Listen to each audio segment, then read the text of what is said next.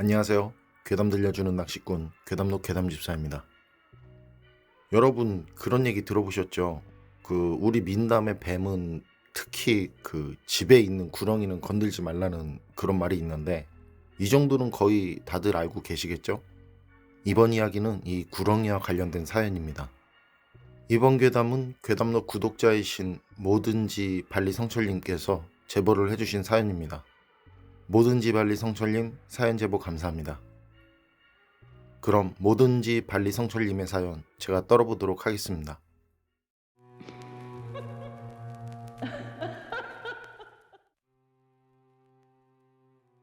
먼저 제보자이신 뭐든지 발리 성철님의 풀 닉네임을 앞으로 계속 떨어야 할 제 입을 생각해서 간단히 줄여서 성철님으로 하도록 하겠습니다. 뭐든지 발리 성철님, 이 점 이해 부탁드립니다. 지금 이 영상을 보시는 분들이라면 최소 한 번은 경부고속도로를 달려본 그런 경험이 있으시겠죠? 아시는 분은 다 아시겠지만 그래도 혹시 모르시는 분을 위해 말씀을 드리자면 경부고속도로는 1968년부터 1970년 거의 2년 만에 성공적으로 완공한 공사이면서 77명의 숭고한 희생자가 생긴 공사입니다. 그리고 금강휴게소에는 이렇게 안타깝게 돌아가신 분들의 넋을 기리기 위한 위령비가 있습니다. 성철님께서 제보를 해준 내용은 1960년대 이 경부 고속도로 공사를 할 때 그 공사 현장에서 있었던 일이고, 그리고 안타까운 희생을 하신 77명 중 한 분의 이야기이기도 합니다.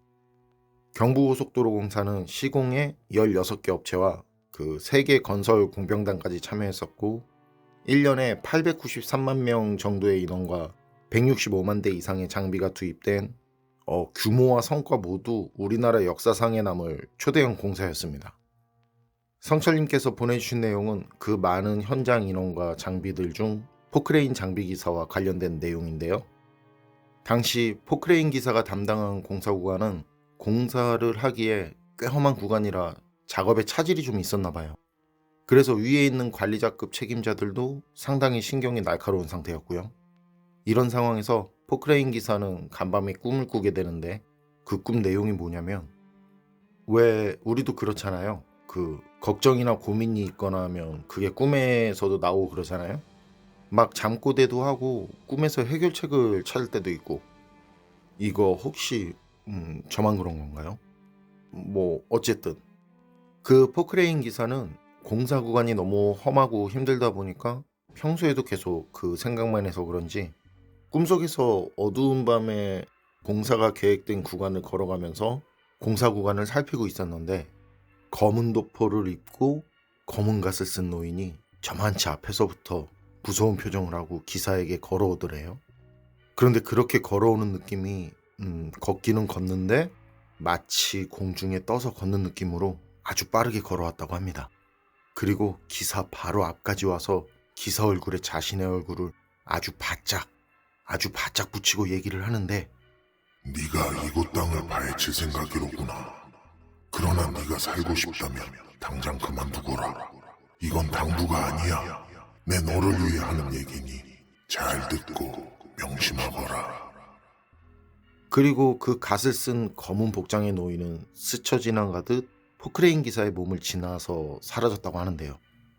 포크레인 기사는 그 뒤 바로 잠에서 깨어났는데 그건 악몽이나 가해눌림 같은 그런 게 아니었다고 합니다.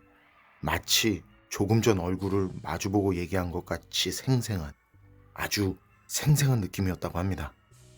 이쯤 되니까 심리적으로 불안하고 걱정이 된 포크레인 기사는 꿈에서 있었던 이야기를 함께 일하는 동료들에게 얘기하고 당시 공사 책임자로 있던 관리자에게도 얘기했다는데요.